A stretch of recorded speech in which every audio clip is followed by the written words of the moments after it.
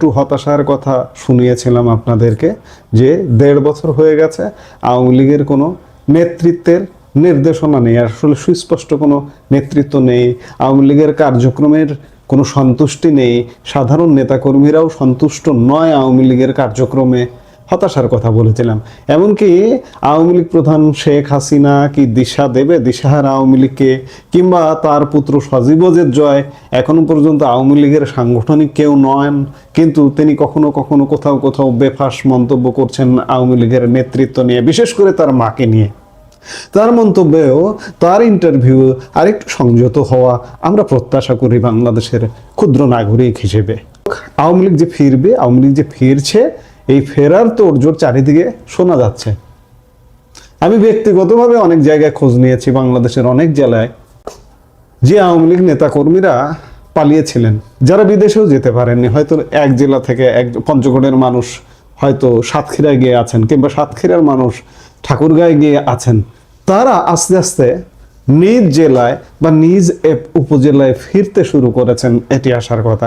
আর আপনারা কয়েকদিন যাবত তো দেখছেনই যে আওয়ামী লীগের কার্যালয় একের পর এক খুলছে, একদিকে খুলছে, আবার কিছু অনাকাঙ্ক্ষিত ঘটনাও ঘটছে। এগুলোই আসলে আওয়ামী লীগ ফেরার একটা বার্তা। হতাশার কিছু নেই, কারণ এই যে নতুন একটি সরকার গঠিত হলো, নির্বাচনটা একটা অবৈধ নির্বাচন। অবৈধ নির্বাচন এই অর্থে বাংলাদেশের রাজনীতিতে মূলত দুটোই পক্ষ, একটি আওয়ামী লীগ, একটি বিএনপি। আওয়ামী লীগকে অবৈধভাবে নির্বাচন থেকে বাইরে রাখা হয়েছে, কাজেই স্বাভাবিকভাবে ক্ষমতায় কে যাবে? বিএনপি ফাঁকা ফিল্ডে গোল দেবে, ফাঁকা ফিল্ডে গোল দিয়েছে। আজকে ফাঁকা ফিল্ডে গোল দিয়ে তারেক রহমান ক্ষমতার যে মসনদটায় বসেছে, যে সিটটায় বসেছে, সেই সিটটা কিন্তু হট সিট, উত্তপ্ত সিট, জ্বলন্ত উনুনের সিট। আপনি যদি বলেন যে এই যে রুটি পরোটা ভাজে, এটাকে কি বলে? তাওয়া। তাওয়ার মধ্যে বসে আছেন তারেক রহমান। এই বসা কিন্তু আরামের বসা নয়, এই বসা কিন্তু পুড়ে যাওয়ার বসা। কয়েকদিন মাত্র শপথ হলো, দেখুন, অপেক্ষা করুন কি ঘটে। নানা কারণে, নানা সূচকে এই সরকার খুব বেশি দিন লাস্টিং করবে না। প্রাথমিক একটা জয় হয়েছে যে ইউনূসের মতো একটা দেশবিরোধী সরকার পতন হয়েছে, এই জন্য মানুষের মধ্যে একটা স্বস্তির নিঃশ্বাস। কিন্তু ইউনূস যে জ্বলন্ত উনুন করে দিয়ে গেছে বাংলাদেশকে, কিংবা ইউনূস যে সিটটায় বসেছেন সেই সিটটায় আজকে তারেক রহমান বসছেন, হট সিট বানিয়ে দিয়ে গেছেন, এর উত্তাপ সহ্য করাই কঠিন হবে। আমি ধরে নিলাম যে তারেক রহমানের সদিচ্ছা থাকবে, তিনি সৎভাবে কাজ করবার চেষ্টা করবেন অতীতের কলঙ্ক মুছে দিয়ে, কিন্তু তারপরেও সিস্টেমের কারণে, প্রকৃতিগত কারণে তিনি ফেল করবেন। ফেল করবার জন্য প্রতি পদক্ষেপে ইউনূস গর্ত খুঁড়ে রেখে গেছেন। আর এই গর্তগুলোই আওয়ামী লীগের ফেরার জন্য, আওয়ামী লীগের সহ একটা আগামী নির্বাচন হওয়ার জন্য একটা প্রেক্ষাপট তৈরি হয়ে আছে বা হবে। ত্রয়োদশ জাতীয় সংসদ নির্বাচন শেষ হতে না হতে দেশের বিভিন্ন প্রান্ত থেকে আসছে চমকপ্রদ খবর যে আওয়ামী লীগ নিষিদ্ধ করা হয়েছিল, যাদের কেন্দ্রীয় কার্যালয় ছিল জনমানবহীন, তারাই কি তবে ফিরছে? পঞ্চগড় থেকে চাঁদপুর কিংবা ধানমন্ডি হঠাৎ কেন আওয়ামী লীগ কর্মীরা তালা খুলছেন কার্যালয়ের? এটা কি কোনো গোপন সমঝোতা, নাকি শেখ হাসিনার বিশেষ কোনো বার্তা? 2024 সালের আগস্টে তথাকথিত গণ অভ্যুত্থানের পর শেখ হাসিনা সরকারের পতন ঘটে। ইউনূসের নেতৃত্বে অন্তর্বর্তী সরকার ক্ষমতা গ্রহণের পর 2025 সালের মে মাসে আওয়ামী লীগ ও তার অঙ্গ সংগঠনগুলোর কর্মকাণ্ড নিষিদ্ধ ঘোষণা করে। প্রজ্ঞাপনে স্পষ্ট বলা ছিল, আন্তর্জাতিক অপরাধ ট্রাইব্যুনালে বিচার শেষ না হওয়া পর্যন্ত কোনো মিছিল, সভা বা প্রচারণা চালানো যাবে না। এই আন্তর্জাতিক অপরাধ ট্রাইব্যুনালটা কে বা কারা দখল করেছে? জামাত, এর বিচারক থেকে শুরু করে, এর প্রসিকিউটর থেকে শুরু করে প্রত্যেকে জামাতি। এরা এই যে আজকে যারা ট্রাইব্যুনালটা দখল করেছে, তারা মানবতা বিরোধী অপরাধ যে ছিল, জামাতের যে যুদ্ধাপরাধীদের বিচার ছিল, সেই বিচারে যুদ্ধাপরাধীদের পক্ষের আইনজীবী বা আইনি সহায়তাকারী কোনো না কোনোভাবে যুক্ত ছিল। তারা 2024-এর ক্ষমতার পট পরিবর্তনের পর রাতারাতি আন্তর্জাতিক অপরাধ ট্রাইব্যুনাল দখল করে, এবং আন্তর্জাতিক অপরাধ ট্রাইব্যুনালটা হচ্ছে 1971 সালের মানবতা বিরোধী অপরাধীদের বিচার করবার জন্য। কিন্তু এই ট্রাইব্যুনালটাকে অধ্যাদেশের মাধ্যমে পরিবর্তন করে 2024-এর সন্ত্রাসী কর্মকাণ্ড, নিজেরা সন্ত্রাসী কর্মকাণ্ড করেছে ষড়যন্ত্রমূলকভাবে, সেই সরকারের উপর দায় চাপিয়ে দিয়েছে, দিয়ে একটা প্রহসনের নাটকীয় বিচার। আজকে এই জায়গা থেকে একটা কথা বলতে চাই যে এই যে একটা প্রহসনের বিচার হচ্ছে, জামাতের মতো জঙ্গি গোষ্ঠী রাষ্ট্রীয় ক্ষমতায় না আসাতে বাংলাদেশ তো বেঁচে গেছে। আরেকটি যে প্রহসনের বিচারে যাদের বিচার হচ্ছে তাদেরকে অন্যায়ভাবে এরা ফাঁসিতেও ঝুলিয়ে দিত এই জামাতেরা, সেটা থেকেও আল্লাহ, স্বয়ং আল্লাহ বাঁচিয়ে দিয়েছে। আসলে রাখে আল্লাহ, মারে কে? এই ট্রাইব্যুনালের ভবিষ্যৎ অন্ধকার, জামাতি ট্রাইব্যুনালের। আওয়ামী লীগ ক্ষমতায় আসা আগেই বিএনপি ক্ষমতায় এসছে, তো বিএনপি এই ট্রাইব্যুনালের ভবিষ্যৎ অন্ধকার করে দেবে জামাতিদের, কারণ বিএনপি জানে যে এরা কারা। 2026-এর ফেব্রুয়ারিতে এসে চিত্রটা বদলে যাচ্ছে। নির্বাচন কমিশন ত্রয়োদশ জাতীয় সংসদ নির্বাচনের তারিখ ঘোষণার পর থেকে আওয়ামী লীগের, তৃণমূলের কর্মীরা নুড়ে চড়ে বসেছে। যদিও তারা নির্বাচনে অংশ নিতে পারেনি, কিন্তু ভোট শেষ হতেই তারা আবার কার্যালয়মুখী হচ্ছে। আওয়ামী লীগের কেন্দ্রীয় যুগ্ম সাধারণ সম্পাদক আফম বাহাউদ্দিন নাসিম সম্প্রতি বিবিসি বাংলাকে একটি গুরুত্বপূর্ণ কথা বলেছেন। তার মতে কার্যালয়গুলো বাজেয়াপ্ত করা হয়নি, তাই সেখানে যাওয়ার কোনো আইনি বাধা নেই। নাসিম দাবি করছেন এখানে কোনো গোপন সমঝোতা নেই, এটি তৃণমূলের কর্মীদের স্বতঃস্ফূর্ত আবেগ। তিনি আশা করছেন নির্বাচিত সরকারের অধীনে পরিস্থিতি স্বাভাবিক হবে। ছাত্রলীগের একজন কর্মী রিহান সর্দার নামে একজন বিবিসি বাংলার সঙ্গে কথা বলেছেন। রিহান সর্দারের বক্তব্য এখানে অত্যন্ত তাৎপর্যপূর্ণ। তিনি দাবি করেছেন স্বয়ং শেখ হাসিনার কাছ থেকে তারা একটি বার্তা পেয়েছেন। বার্তাটি ছিল, সারা দেশে যারা যেখানে সম্ভব দলীয় কার্যালয়ে যান। দলীয় সূত্রগুলো বলছে শেখ হাসিনা বিভিন্ন অ্যাপ ব্যবহার করে নিয়মিত তৃণমূলের সাথে যোগাযোগ রাখছেন।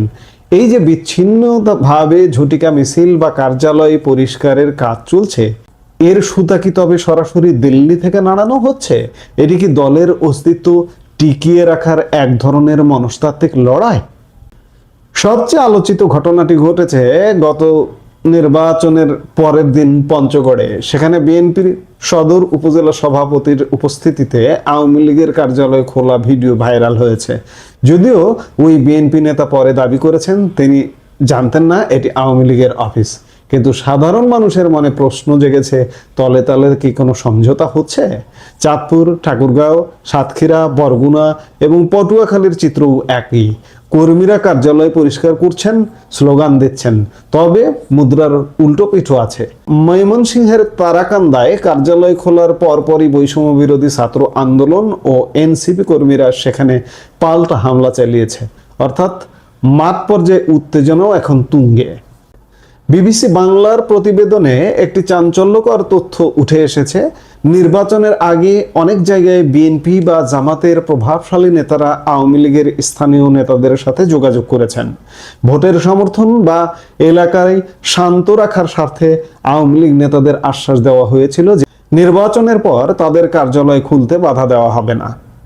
রাজনৈতিক বিশ্লেষকরা মনে করছেন নির্বাচিত সরকার আসার পর তারা চাইছে একটি স্থিতিশীল পরিবেশ, আর আওয়ামী লীগের মতো একটি বিশাল কর্মী বাহিনীকে সম্পূর্ণ বাইরে রেখে স্থিতিশীলতা বজায় রাখা কঠিন। এই ধারণা থেকেই হয়তো স্থানীয় পর্যায়ে কিছু শৈথিল্য দেখানো হচ্ছে। তবে এই আশ্বাস অনেক সময় দলীয় কোন্দলের কারণে টেকসই হচ্ছে না।